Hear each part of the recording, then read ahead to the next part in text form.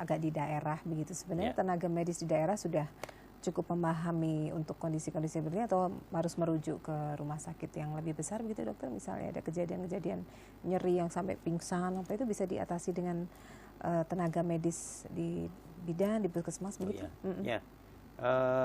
Prinsip dari endometriosis ini adalah kalau untuk di daerah-daerah adalah terutama untuk nyerinya dulu. Bukan di daerah aja ya, termasuk di mana aja ya. Prinsip adalah mengatasi nyerinya terlebih dulu. Jadi emergensinya itu di nyerinya dulu ya. Saya rasa itu bisa semua diatasi ya, dengan pemberian obat-obatan anti nyeri dan sebagainya bisa ya.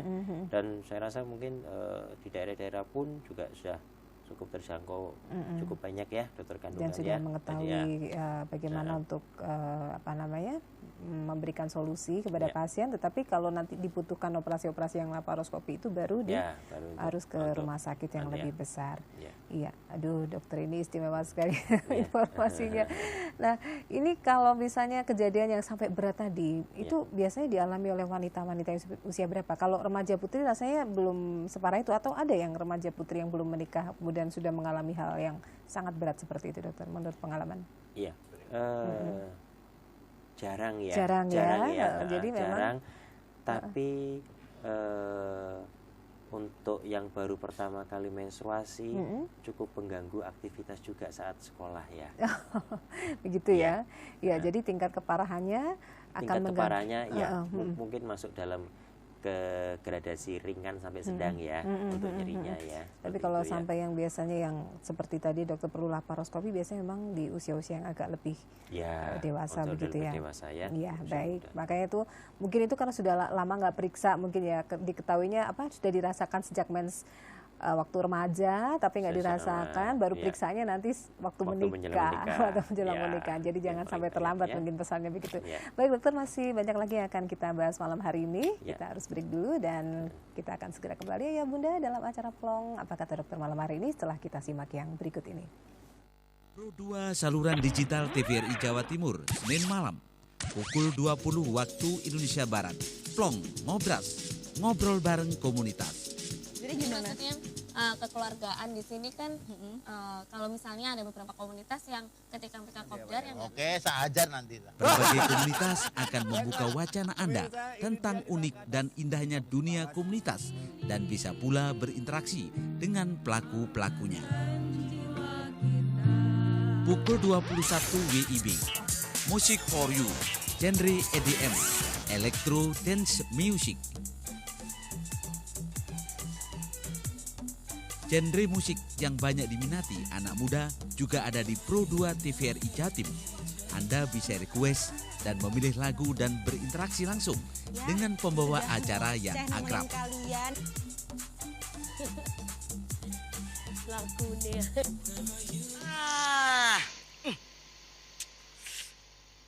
Gambarnya jangkrik. Ya, TV-nya masih analog ya? Ganti dong ke digital. Digital? Ya, digital. Tinggal install set-top box, gambar tajam, channel banyak, tanpa iuran bulanan. Hey, gimana? Bagus kan? Gambarnya jangkrik. Hah? Sambut era digital dan nikmati kesempurnaan gambarnya. Dipersembahkan oleh Kominfo dan TVRI.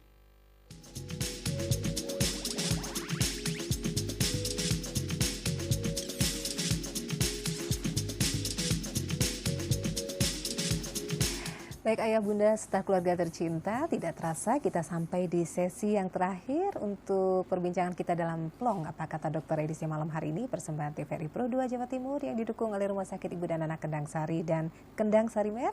Juga terima kasih untuk Butik Rasida Alam. Saya Ellen Pratwi masih bersama Dokter Arifandi Pambudi SPUG. Nah, ngomong-ngomong soal endometriosis ternyata seru juga ya. Jadi saya juga dibikin terbelalak dengan penjelasan dari Dokter Arifandi tadi ya. Untuk kaum wanita yang sangat istimewa ini tentunya dokter akan berpesan bahwa akan sangat lebih bijak kalau kita memang mewaspadai hal-hal kecil yang berkaitan dengan nyeri haid, siklus haid dan sebagainya, karena seolah-olah kayak sederhana dan rutin ya dokter ya, tetapi ternyata bisa jadi itu akan jadi awal gejala-gejala endometriosis. Nah, sekarang apabila sudah ada bunda-bunda atau juga para remaja putri yang pernah mengalami nyeri-nyeri seperti ini, kemudian biasanya itu tadi yang sudah pernah disampaikan oleh Dr. Arifandi kan tidak boleh terlalu banyak sering dipijat ya, karena itu akan membuat lebih parah lagi. Dan kedua, kita akan berbincang mengenai pengobatan.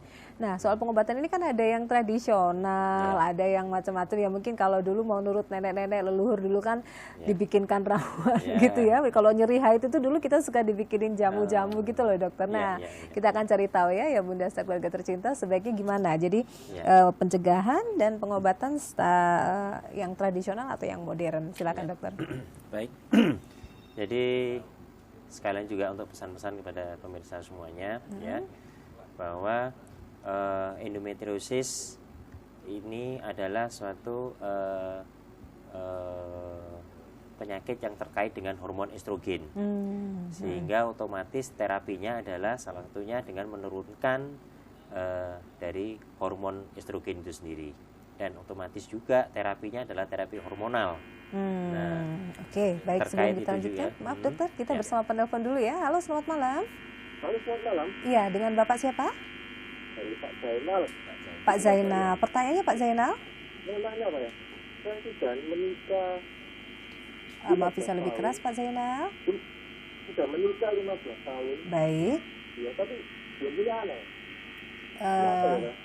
Begitu. Apakah istri ada keluhan nyeri haid juga Pak? Itu menjahit, periksa menjahit. Nggak ada. Belum punya anak ya Pak ya? Jadi 15 tahun belum memiliki momongan. Tetapi dari pihak wanita tidak ada keluhan-keluhan mungkin Pak selama ini? Ya. Baik. Istri saya kadang katanya nyeri apa gitu loh. Iya. Tidak diketahui secara pasti ya berarti ya? Iya. Itu kenapa ya? Lama nggak bisa ya Pak ya? Selama ini sudah pernah periksa-periksa mungkin Pak? Atau ada ibu di sebelah mungkin bisa ngobrol sendiri? Bapak sudah melakukan pemeriksaan begitu sebelumnya? Iya, itu di belakang di piring. Oh iya. Baik. Terima kasih ya. Baik, terima kasih banyak Pak Zainal. Sebenarnya harus lebih detail lagi yang mau ditanyakan ya dokter ya, tapi mungkin secara umum saja dokter silakan. Baik. Jadi Pak Zainal, infertilitas itu secara per definisi adalah menikah kurang lebih 1 tahun tapi masih belum punya momongan dengan hubungan senggama yang teratur, definisinya seperti itu. Kalau long distance nggak bisa. Long distance itu belum termasuk. Baik. Ya. Jadi minimal 1 tahun hitungannya. 1 tahun ya, baik. minimal 1 tahun itu sudah masuk, lebih dari setahun sudah masuk ke infertilitas. Nah ini sudah masuk ke tahun yang ke-15 Pak Zainal tadi ya. Dan penyebab infertilitas itu cukup banyak ya. Ada dua hal utama. Yang pertama adalah faktor dari pria dan yang kedua adalah faktor dari wanita. Faktor dari pria banyak juga faktor penyebabnya, mulai dari penyakit dari pria itu sendiri, misalnya ada kencing manis, ada penyakit gangguan darah dan lain sebagainya. Ya. Kemudian yang kedua adalah faktor dari sperma, ini paling banyak faktor sperma. Ya. Kemudian yang ketiga adalah adanya tumor ataupun gangguan pada saluran testis, kemudian tumor testis dan sebagainya itu bisa berpengaruh. Ya. Poin yang kedua adalah faktor dari wanita. Faktor wanita ya cukup banyak juga, mulai dari adanya gangguan pada indung telur, gangguan pada sel telur, gangguan pada rahim, atau bahkan yang utama adalah gangguan pada saluran telur. Nah, jadi ini semua harus dicari tahu secara satu persatu. Iya. Jadi nggak bisa dengan cerita saja begitu ya. Kemudian terapinya adalah dengan mengetahui satu faktor penyebabnya dari mana, kemudian yang kedua adalah faktor usia, ya. Kemudian lama menikah juga mempengaruhi semuanya. Nah, dari situ baru kita bisa tarik kesimpulan ini kira-kira langkah apa untuk kita lakukan program infertil pada pasangan tersebut. Oh begitu ya. Jadi Pak Zainal mungkin saran dari dokter adalah mencari tahu tadi faktor Ya, penyebabnya, faktor bisa penyebabnya dari pria, bisa dari wanita, itu pun juga beragam. Ya. Kemudian diselesaikan dari masing-masing masalah masing-masing itu. masalah. Iya, iya. Mudah-mudahan segera sukses ini memiliki Mudah-mudahan, momongan, diketemukan ya. Ya. Baik, tadi melanjutkan sebelum Pak Zainal telepon, bahwa Ya. dokter ingin menyampaikan untuk terapi tadi ya, Ya. untuk para wanita yang mengalami nyeri haid tadi. Ya. Jadi karena ini endometriosis terkait dengan hormon Hormonal, estrogen, sehingga otomatis terapi yang tepat adalah terapi hormonal, Ya. ya, terapi hormonal dengan menurunkan kadar estrogennya. Nah, tadi yang sudah dipertanyakan mengenai obat-obatan tradisional ya, obat-obatan jamu-jamu tradisional gitu. itu hampir ya sekarang marak sekali ya obat-obatan tradisional ya. Alternatif soalnya Alternatifnya ya. cukup banyak sekali. Saya sendiri juga kurang mengikuti bagaimana sekarang obat-obatan tradisional sekarang ini. Tapi pada prinsipnya obat-obatan tradisional itu hanya bersifat antiinflamasi saja. Jadi untuk menurunkan menurunkan proses peradangannya. Umumnya di situ. Jadi memang nyerinya berkurang, tapi kita tidak tahu bagaimana dengan endometriosisnya itu sendiri. Tidak ketahuan Nah, ya dokter ya. seperti itu ya. Karena untuk mengobati endometriosis tetap butuh hormon tadi. Butuh terapi untuk hormon itu Nah, tadi. sementara herbal atau ramuan tadi itu tidak ada yang mengandung hormon. Tidak ya, Dok? mengandung hormon, ya. Iya, Jadi iya. hanya menurunkan proses inflamasinya saja. Ya, mungkin peradangannya membantu saja. tapi tidak Ya, sampai tuntas tidak sampai begitu. tuntas. Iya, iya, iya. Memang sekarang yang saat ini banyak juga kita di medis juga melakukan penelitian, tapi masih dalam Panjang dalam ya. koridor penelitian ya mengenai terapi-terapi herbal sekarang. Ya. Mungkin ditemukan Terapi-terapi lagi ya. herbal ini cukup banyak ya. Cuman kita masih belum bisa kita pakai betul. Gitu. Ya mungkin butuh waktu ya untuk Masih proses. mungkin juga ada yang sudah terpakai tapi masih Perlu diuji lagi ya, masih perlu dalam diuji. proses uji coba. Nah, kemudian yang disarankan dokter apalagi nih selain tadi ada setelah mungkin pakai ramuan herbal tadi atau pengobatan tradisional tadi menyelesaikan di awalnya saja, selanjutnya tetap butuh lebih dalam begitu ya untuk penyembuhannya. Jadi selain terapi hormonal tadi, pencegahan yang kedua adalah mungkin perlu diwaspadai adalah faktor nutrisi di sini. Ini penting sekali ya. Ya. Memang kita masih belum mendapatkan fix yang mana ya faktor nutrisi ini, tapi diketahui bahwa usia-usia muda ini ternyata nyeri saat mens ini ternyata makin lama makin banyak. Dicurigai mungkin karena faktor-faktor nutrisi ya. Misalnya bisa jadi kita masih belum dapat fix yang mana nutrisi yang mana, tapi hati-hati pola oleh makan pola begitu? makan satu, kemudian yang kedua tetap pola hidup sehat ya, jaga berat badan ya karena itu juga terkait ya. Kemudian olahraga teratur itu juga terkait, sama yang terakhir ini adalah hati-hati dengan makanan-makanan instan. Iya. Jadi Cepat saji itu ya, ya dokter. ada cepat saji mungkin perlu dipilah-pilah ya yang mana, dan frekuensinya mungkin jangan terlalu sering barangkali tidak ya, setiap seperti hari itu ya. mengkonsumsi karena Bisa jadi itu terkait karena dengan ini endometriosis. beberapa tahun terakhir ini lebih banyak Ya, terjadi beberapa ya. tahun ini terjadi Karena makin banyak. seiring dengan perkembangan banyak ya makanan cepat saji itu. Usia-usia makin muda, Makin makin turun banyak. ya, yang makin muda itu makin banyak. Mungkin masih bisa. Ini juga waspada bagi bunda-bunda ya, juga bagi remaja putri, sebaiknya memang sekali-sekali boleh lah gitu ya untuk makan makanan seperti itu, tetapi yang lebih baik adalah memang makanan sehat ya, yang mungkin masak di rumah, kemudian atau makanan-makanan yang dulu katanya 4 sehat 5 sempurna, sekarang apa sih sekarang 4 sehat 4 sehat 5 sempurna. Itu tetap paling yang terbaik ya dokter ya. Iya, terutama makanan-makanan yang berserat ya. Berserat ya? Ya, makanan-makanan berserat buah-buahan, itu sayur ya buah-buahan, sayur itu dapat satu mencegah peningkatan hormon estrogennya yang lebih tinggi. Di samping itu juga dia memudahkan penyerapan ya. Ya, jadi mungkin apalagi ini yang sudah kadang-kadang makan yang benar aja masih bisa terkena masalah, apalagi yang pola hidupnya tidak sehat. Mungkin mohon maaf pada wanita yang mungkin karena gaya hidup mereka mungkin merokok, mungkin mengkonsumsi alkohol juga betul. itu juga bisa memicu ya. Memicu rokok dan alkohol. begitu. Ya. Jadi kalau tapi tidak ada makanan tertentu yang merangsang supaya menjadi endometriosis itu Oh, tidak enggak. ada. Kita masih belum bisa sampai ke untuk sana sampai ke menuduh. situ. Ya, Ada belum bisa terdakwanya. untuk yang pasti, yang masih di situ ada. Cuman berasumsi seperti itu. Baik. Sama kayak tadi ada banyak yang darah menstruasi yang masuk ke dalam, tapi belum tentu semuanya itu jadi endometriosis karena endometriosis masih dalam tanda tanya yang masih banyak yang perlu dijelaskan. Baik. Iya, mungkin di kesempatan yang sesi terakhir ini dokter bisa kembali merimain, jadi kayak benang merah dari apa yang disampaikan. Kita mungkin memberikan penjelasan sekali lagi apa itu endometriosis dan kemudian bagaimana mewaspadai dan saran-saran dokter seperti apa. Mungkin tadi ada yang baru ikut di tengah-tengah ya, endometriosis apa sih tadi itu ya? Apa sih? Saya lupa juga. Jadi adanya apa namanya? Jaringan endometrium yang di luar, ya. yang ada di luar. Oke, monggo silakan dokter. Baik, mungkin sebagai pesan-pesan yang perlu saya sampaikan untuk pemirsa semuanya bahwa endometriosis itu adalah jaringan endometrium yang berada di luar rahim. Ya. Harusnya di dalam. Harusnya di dalam. Ya. Kemudian yang kedua adalah gejala yang paling banyak adalah nyeri dan infertilitas.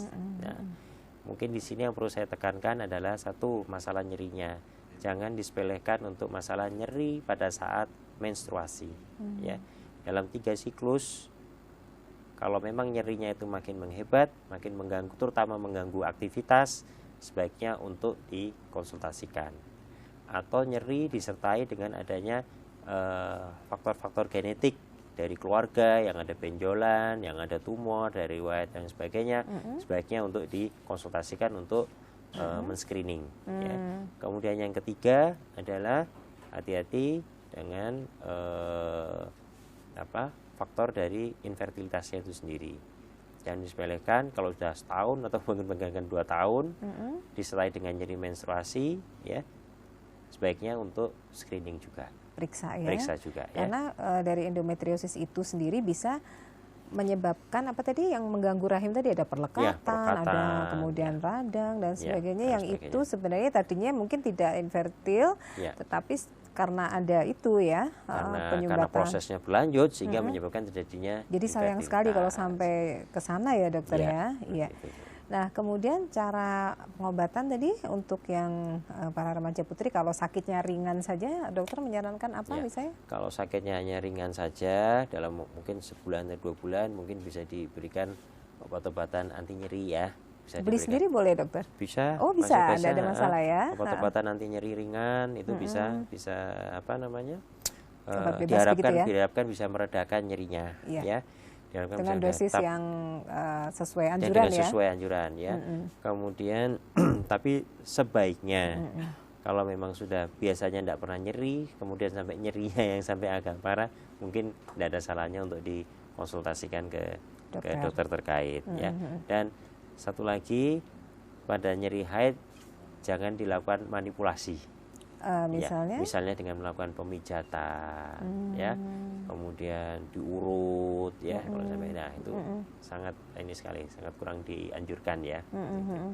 Walaupun yang diurut biasanya para wanita tuh keluhannya di pinggang begitu ya, mungkin di daerah perut biasanya untuk menyamankan saja sih sebenarnya, tapi itu ternyata mengganggu. Ternyata sangat mengganggu. Ya apalagi sering ya dokter. Apalagi sering dilakukan. Iya baik. Nah ini untuk membuat para remaja putri dan juga para bunda ini supaya tidak takut ke dokter kandungan, sebenarnya bagaimana dokter biasanya? Tapi kalau dokternya kayak dokter Arifandi mungkin nggak takut kali ya. Kayaknya mereka enggan gitu ya memeriksakan diri ya. Tapi memang kalau sampai 3 bulan tetap nyeri kan harus periksa ya dokter ya. Ya, sebaiknya untuk di screening saja. Ya, jadi para orang tua mungkin ada baiknya juga tidak menakuti putri-putrinya mulai kecil ya. Jadi nanti kalau ini disuntik Pak Dokter loh ya gitu ya. Jadi akhirnya sampai besar ketika memang harus benar-benar memerlukan jasa seorang dokter, si anak jadi ketakutan begitu. Tidak boleh ditakut-takuti. Padahal belum tentu diperiksa dalam kan belum dokter? Belum tentu diperiksa dalam. Jadi pemeriksaan dalam itu terutama pada usia-usia yang belum nikah itu sangat-sangat tidak disarankan ya. Jadi tidak perlu takut, apalagi sudah nyerinya sangat mengganggu sekali, ya sebaiknya untuk di screening lebih awal. Kalau pemberian air hangat begitu, terapi air hangat itu Bisa, seperti itu tidak apa-apa. Kompres air hangat ya. Kompres air Kompres air hangat. hangat mungkin masih bisa ya. Gitu. Dengan kain atau dengan botol begitu dokter sebaiknya? Sekarang Itu banyak bebas. macam-macam, bisa dengan botol itu juga bisa. Ada sekarang kompres khususnya ya. Yang gel ya, itu ya? Ya, ada sekarang kompres khususnya untuk terapi di daerah mana yang merasa nyeri ya, di situ bisa Itu juga dikompres. bisa Itu juga dilakukan. bisa. Itu. Kalau dengan itu saja teratasi, saya rasa mungkin Mudah-mudahan tidak ada masalah ya. Tidak ada masalah. Iya. Baik kalau gitu dokter, terima kasih banyak malam hari ini sudah Ya. memberikan informasi tentang organ reproduksi wanita yang sangat penting ini. Ya. Semoga bisa menjadi perhatian bagi bunda-bunda, para wanita juga para remaja putri supaya lebih aware ya, lebih peduli ya ketika mengalami nyeri itu. Mesti dihitung nih sudah berapa periode nih nyerinya gitu ya. Kalau memang sudah sering sekali dan sampai pingsan tidak bisa beraktivitas, itu tanda-tanda harus ke dokter ya. Baik, terima kasih Dokter Arifandi. Kita jumpa lagi di lain kesempatan. Semoga perbincangan kita bermanfaat. Ayah bunda keluarga tercinta, saya Ellen Pratiwi harus undur diri malam hari ini. Terima kasih atas perhatian Anda semua dan kita akan jumpa lagi dalam acara Plong Apa Kata Dokter edisi mendatang. Assalamualaikum warahmatullahi wabarakatuh. Selamat malam.